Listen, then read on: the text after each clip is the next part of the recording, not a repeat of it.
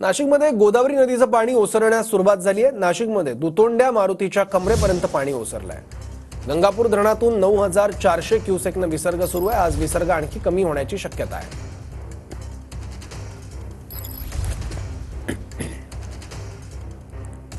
नाशिकमध्ये गेल्या 2 दिवसांपासून पावसाची संततधार कायम असली तरी काही वेळासाठी पावसानं विश्रांती निश्चित घेतली आहे। काल संध्याकाळी नाशिकच्या गंगापूर धरणातून जवळपास 9400 क्युसेस एवढा पाण्याचा विसर्ग करण्यात आला आणि त्यामुळे गोदाघाट परिसरात पूरसदृश्य परिस्थिती जी आहे ती कायम असल्याचं बघायला मिळत आहे। अर्थात असं जरी असलं तरी कालच्या तुलनेत आज पाण्याची पातळी थोडी कमी असल्याचं दृश्य या ठिकाणी रामकुंड परिसरात बघायला मिळत आहे।